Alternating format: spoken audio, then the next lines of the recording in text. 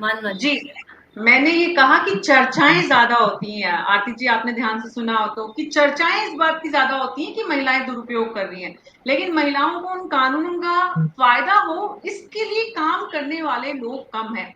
शिवांगी सिंह सिकरवार, अगर बीजेपी देश और दुनिया की सबसे बड़ी पार्टी है, आप देख जी रही हैं कि राज्य में लॉ एंड ऑर्डर अच्छा नहीं है, महिलाओं की सुरक्षा अच्छी नहीं है। क्या आपकी पार्टी ने, आपकी महिला विंग ने कभी कोई प्रयास किया कि महिलाओं को उनके अधिकारों की बुनियादी जानकारी दी जाए, उन्हें समझाया जाए कि कैसे उन्हें अपनी सुरक्षा को पुख्ता करना है, कैसे घर के भीतर अपने ही परिवार के लोगों से शोषित नहीं होना है? कभी कोई कैंपेन दीर्घकालिक लंबा, जहां आपकी हर महिला कार्यकर्ता महीने में 1 दिन, 2 दिन, 3 दिन, 5 दिन महिलाओं के वास्तविक उत्थान के लिए कुछ ऐसे प्रयास करती नजर आ रही हो, रचनात्मक? बिल्कुल, बिल्कुल मीना जी, मैं आप सभी के संज्ञान में डालना चाहूँगी। एक पूरा प्रोग्राम चला था, ये पूरा महिला विंग का प्रोग्राम था, महिला मोर्चा का प्रोग्राम रहा, राष्ट्रीय महिला मोर्चा का प्रोग्राम रहा, पूरे प्रदेश में नहीं, पूरे देश में चला। हर प्रदेश में ये प्रोग्राम चला। इसमें हमने क्या किया कि जो हमारी मंडल तक की जो मंडल अध्यक्ष हैं, उनको बोला कि आपको 10-10 लोगों को अपने मंडल से, अपने बूथ से महिलाओं को इकट्ठा करना है और इकट्ठा करके उनको हमने वीसी के द्वारा सबसे पहली चीज तो सिखाई कि भाई अपना बचाव कैसे करना है। दूसरी चीज बताई कि कौन सी धारा लगने से आपके ऊपर क्या उत्पीड़न हो रहा है, उस पे कौन सी धारा लग सकती है और उस धारा के माध्यम से आप पुलिस को किस तरीके से जाके समझा सकते हैं। तीसरी हमने उसमें चीज बताई कि भाई केंद्रीय जो हमारी सरकार बैठी है उसकी क्या-क्या योजनाएं हैं और आप उन योजनाओं को किस तरीके से अपने जीवन में क्रियान्वयन कर सकते हैं। उस क्योंकि आधी से ज्यादा योजनाएं जो है उनके बारे में महिलाओं को पता ही तक नहीं होता कि उनसे रिलेटेड योजनाएं हैं क्या। तो इस तरीके के जो प्रोग्राम्स हैं, मैंने लगातार बोला बीजेपी पार्टी जो है वो रचनात्मक और नवाचार पे ज्यादा काम कर रही है, खासकर महिला और युवा।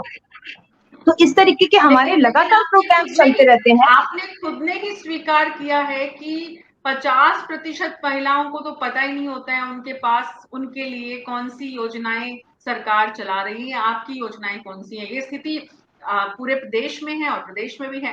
तो ऐसे में संगीता जी, आपकी योजनाएं, आपको लगता है 50% महिलाओं के पास जानकारी है? अगर जानकारी होगी ही नहीं तो आप उन्हें वोट बैंक में तब्दील कैसे करेंगी? आप महिलाओं को फोन दे रही है, जाएगा किसके पास? कैसे आप उन महिलाओं को आपकी पार्टी के पक्ष में लाएंगी? देखिए मीना जी, मैं आपको एक चीज बताना चाहूंगी कि पूरे देश में मात्र एक राजस्थान की सरकार है जो, अगर आप आंकड़ा उठा के देखेंगे तो इतनी स्कीम्स महिलाओं के लिए हैं कि आप ये कहेंगे कि महिलाओं के लिए अगर कहीं कोई काम हुआ है तो मात्र राजस्थान ऐसा प्रदेश है जहां महिलाओं के लिए काम हुआ है। रोडवे के 50% छूट महिलाओं को दी जा रही है। अभी मोबाइल महिलाओं को दिया जाएगा, इसीलिए दिया जाएगा कि महिलाएं जागरूक हो अपने प्रति, अपने अधिकारों के प्रति, और जो जो स्कीम्स हैं वो सब उसमें रहेंगी तो महिलाएं अपना काम घर बैठ के खुद भी कर सकती हैं। उसको वहां उसमें एप्लीकेशंस रहेंगी, वो कर सकती है। तो महिलाओं को मोबाइल दिए जा रहे हैं। और रही अधिकारों की बात, तो राजस्थान में अलग अलग कैंप्स आयोजित किए जाते हैं, उसके माध्यम से महिलाओं को अवेयर भी किया जाता है। लेकिन देखिए, बार बार शिवानी जी एक बात कही, नवाचार। मीना जी मेरी बात पूरी होने दीजिए। मीना जी मेरी बात पूरी होने दीजिए। अभी ये बार बार क्या कह रही है शिवानी जी, नवाचार नवाचार। अरे भैया, आपने तो कांग्रेस का जो आंदोलन था उसको कॉपी किया है। कांग्रेस आपके खिलाफ ये आंदोलन कर चुकी थी, थाली बजाओ अभियान के रूप में। आप उसको कॉपी कर रहे हो, कोई नवाचार नहीं है। लेकिन मुझे खुशी होती, या पूरी देश की महिलाओं को खुशी होता, अगर आप यही काम मोदी सरकार को जगाने के लिए करती कि भैया महंगाई 7वें आसमान पर है, सिलेंडर 1150 पार हो चुका है, और आपने नारा दिया था कि बहुत हुई महंगाई की मार अब की बार बीजेपी सरकार, और बहुत मैं इसमें बोलना चाहूंगी मीना जी, लगातार महंगाई पे बीजेपी टॉपिक आ सरकार। रहा है। तो कहाँ है बीजेपी बिल्कुल सरकार? बिल्कुल जिस सरकार को आप कहती हो कि भैया सुनिए ठीक है। सुनिए मेरी बात सुनिए, कि संगीता एक जी, राजस्थान में संगीता जी, चिरंजीवी योजना संगीता क्या जी, महिलाओं के प्लीज लिए मेरी नहीं है बात क्या? सुनिए। क्या पेंशन संगीता योजना जी, प्लीज महिलाओं के मेरी लिए बात नहीं है सुनिए। क्या?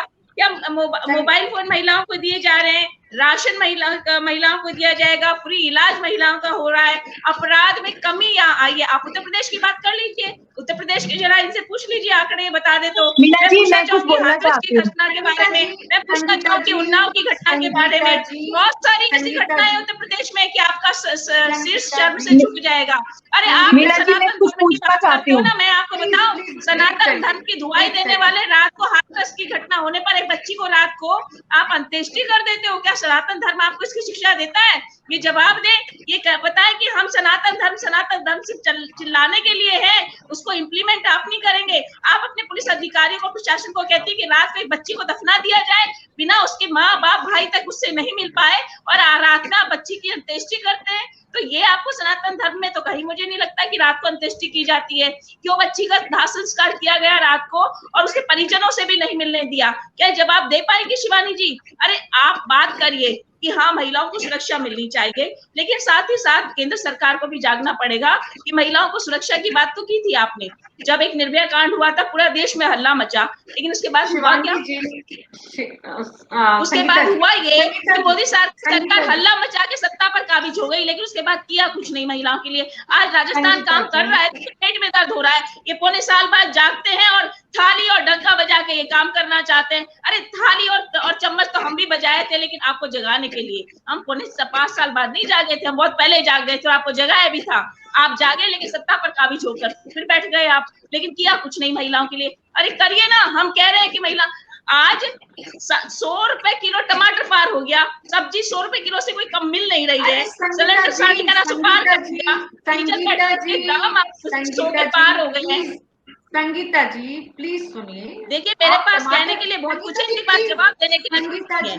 संगीता जी प्लीज आप सुनिए।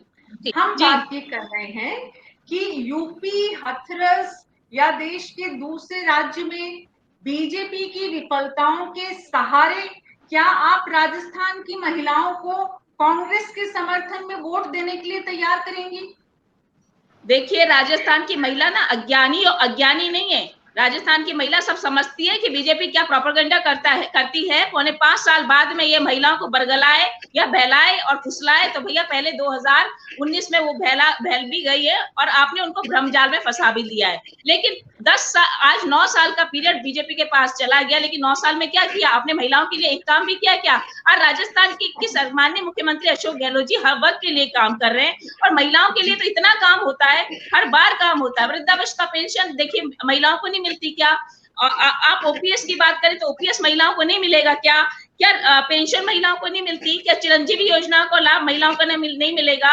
रोडवेज का भाड़ा 50% कम किया है, क्या वो महिलाओं को नहीं मिलेगा? लेकिन गिनाने के लिए इनके पास कुछ नहीं है। मेरे पास लंबी फेहरिस्त है, मैं गिना सकती हूँ, और आंकड़ों की बात करेंगे तो मैं आंकड़े भी आपको बता सकती हूँ कि 2017-18 में। संगीता जी इसीलिए आपसे ये पूछा जा रहा है, कांग्रेस पार्टी से ये पूछा जा रहा है कि वो इस बार 2023 के राज्य के विधानसभा चुनावों में इस प्रदेश की आधी आबादी को अपने पक्ष में लाने का जो काम कर रही है वो कैसे करेगी? आपने बताया चिरंजीवी के सहारे आप लाएंगे, वृद्धावस्था पेंशन के जरिए आप लाएंगे, महिलाओं को 50% आपने रोडवेज में जो छूट दी है उसके सहारे आप लाएंगे।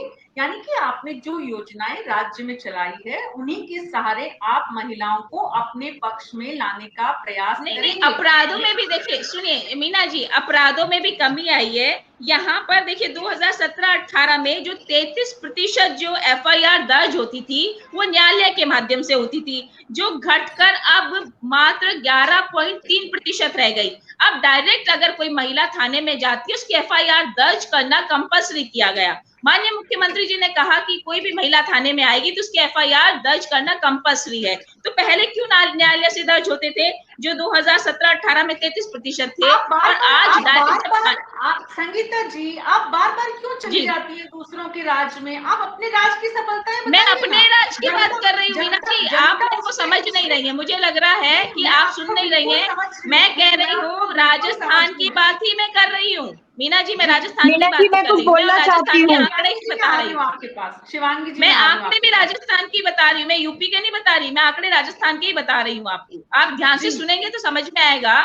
मैंने आपको आंकड़े जो बताए कि 2017-18 में दुष्कर्म के मामलों में जो इन्वेस्टिगेशन था वो 274 दिन में होता था, लेकिन आज मात्र 52 दिन में इन्वेस्टिगेशन हो रहा है। तो क्या ये महिलाओं की सुरक्षा के लिए काम नहीं है? शिवानी जी जवाब दें। मैं राजस्थान की बात कर रही हूँ। दूसरी बात मैंने फिर कहा कि 2017-18 में मैंने कहा था 33% जो मामले थे अब महिलाओं के, वो न्यायालय के माध्यम से दर्ज होते थे, लेकिन अब डायरेक्ट थाने के माध्यम से दर्ज होते हैं। न्यायालय के माध्यम से अब जो मामले दर्ज होते हैं वो 11.3% रह गए हैं। अब डायरेक्ट तो थानों को आपका कहना है संगीता जी, आपका कहना है कि आपके मुख्यमंत्री ने और आपकी सरकार ने महिलाओं के लिए एफआईआर दर्ज करने के लिए जो सक्रियता और जो मैंडेटरी घोषणा की और उसे अमल में लाने का जो प्रयास किया, उसे आप जनता के बीच लेकर जाएंगी और उससे आपको वोट मिलेंगे। जनता उस बात मीना को जी, समझेगी। मीना जी, मैं सिर्फ एक बात में आपको एक चीज कहूंगी, योजनाएं, उसका इम्प्लीमेंटेशन, दूसरा त्वरित और तुरंत कार्यवाही, और तीसरा तुरंत किसी को रिलैक्सेशन देना। ये सारी स्कीम्स जो है राजस्थान में महिलाओं के लिए ही नहीं, मैं तो चलिए ठीक है मैं महिला हूं और महिलाओं का दर्द भी मैं समझती हूँ, लेकिन आज जो राजस्थान ने काम किया, क्या उसका 1% भी मोदी जी कर पा रहे हैं? मैं पूछना चाहती हूँ कि सत्ता पे आने से पहले आपने कहा था, मैं क्यों नहीं कहूंगी, आप क्यों नहीं कहेंगे? हम अब राजनीति कर रहे हैं, राजनीति पदाधिकारी है तो राजनीति की बात भी करेंगे, आप क्यों नहीं कहेंगे? आपने ये कहा था कि बहुत हुई महंगाई की बार, अब की बार मोदी सरकार, बहुत हुई अत्याचार की भरमार, अब की बार मोदी सरकार। अरे कहाँ है मोदी सरकार? हम तो कह रहे जागिए ना। आप जैसी महिलाएं कांग्रेस पार्टी में और इस प्रदेश में होंगे तो अच्छा है, अच्छा लग रहा है संगीता जी। हमारे दर्शक जो सुन रहे हैं वो भी अच्छा, दूसरी मीना जी मैं एक चीज शिवानी जी से और पूछना चाहती हूँ, आप महिलाएं क्या आप चाहती हैं कि 33% आरक्षण महिलाओं को मिले?